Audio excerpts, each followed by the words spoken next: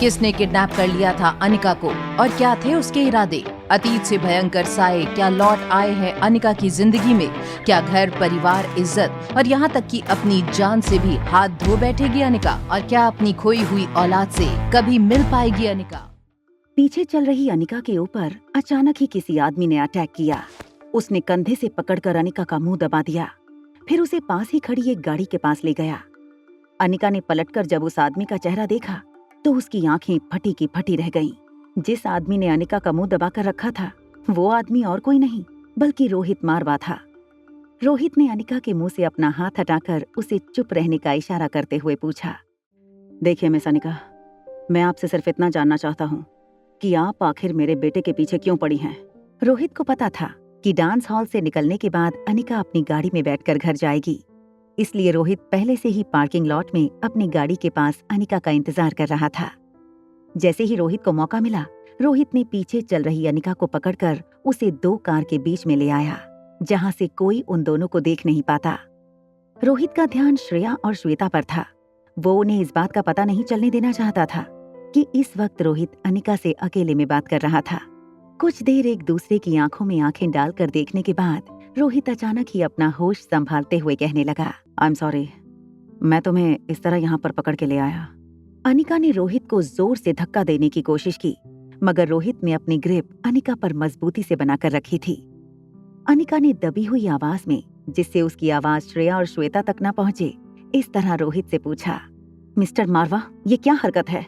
क्या चाहते हैं आप? मैं सिर्फ आपसे इतना ही जानना चाहता हूँ कि आप आखिर मेरे बेटे की बात सोच कैसे सकती हैं? जब रोहित ने देखा कि अनिका उसके सवाल का कोई जवाब नहीं दे पा रही थी, तब रोहित ने अनिका को फिर से पूछा, आपको लगता है कि आपके पास मुझे चुकाने के लिए इतनी बड़ी कीमत होगी कि मैं आपको मेरा बेटा दे दूं?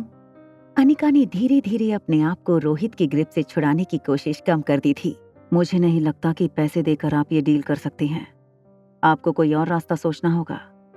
इस डील को क्रैक करने के लिए ऐसा कोई तरीका सोचना होगा जिसमें लेन देन पैसों की ना हो। अनिका ने रोहित की आंखों में देखते हुए कहा, अगर बिना पैसों के मुझे आपका बेटा चाहिए होगा तब तो बात साफ है।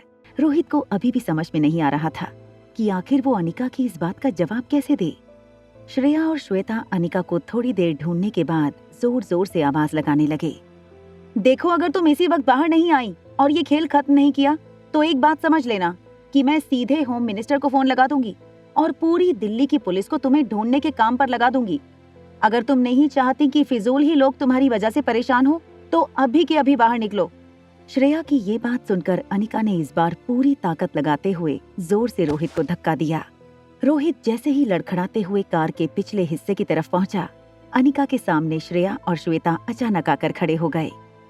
अनिका को कार के पीछे छुपा हुआ देखकर श्रेया ने अनिका का हाथ पकड़कर उससे कहा, ये किस तरह का मजाक है? क्या अब हम इतनी छोटी लड़कियां हैं जो इस वक्त लुक्का छुपी खेलें? नहीं, दरअसल मैं तो ये चेक कर रही थी कि अगर मैं कहीं खो जाऊं तब तुम सचमुच मुझे ढूंढोगी या फिर अब मेरी छोटी बहन को अपनी बेस्ट फ्रेंड मानते हुए आगे बढ़ जाओगी। अनिका के मुंह से ऐसा मजाक सुनकर श्रेया और श्वेता दोनों ही हंसने लगे। तीनों लड़कियां हंसते हुए अपनी कार की ओर आगे बढ़ने लगीं। जैसे ही तीनों लड़कियां थोड़ा आगे बढ़ गईं, रोहित, जो कार के पीछे छुपा हुआ था, वहां से बाहर निकला। अभी अभी यहाँ जो कुछ भी हुआ था उससे रोहित को ऐसा लग रहा था कि वो अनिका का कोई लवर था जिसे वो दुनिया के सामने नहीं लाना चाहती थी। अभी अभी अनिका और रोहित के बीच जो कुछ भी हुआ उसका एहसास रोहित के दिलो दिमाग पर पूरी तरह से छा गया था। जैसे ही लड़कियों की कार पार्किंग ब्लॉक से बाहर निकली, रोहित ने अपनी जेब से फोन निकाला और एक मैसेज टाइप करने लगा। कार की बैक सीट पर अपनी आंखें बंद करके सोने की कोशिश कर रही अनिका को श्रेया अय्यर बार बार कोई ना कोई ताना मारकर परेशान कर रही थी। तभी उसकी जेब में जोर से उसका फोन वाइब्रेट हुआ। अपना फोन बाहर निकाल कर देखा तो मैसेज इनबॉक्स में रोहित मारवा का एक मैसेज डिलीवर हुआ था। अनिका ने जब मैसेज खोलकर पढ़ा तो मैसेज में लिखी रोहित की बात पढ़कर वो मन ही मन मुस्कुराने लगी। आगे की कहानी जानने के लिए देखें अगला एपिसोड सिर्फ पॉकेट एफएम के यूट्यूब चैनल पर। और एक लड़की को देखा तो के सारे एपिसोड को सुनने के लिए डिस्क्रिप्शन में दी गई लिंक से डाउनलोड करें पॉकेट एफएम ऐप।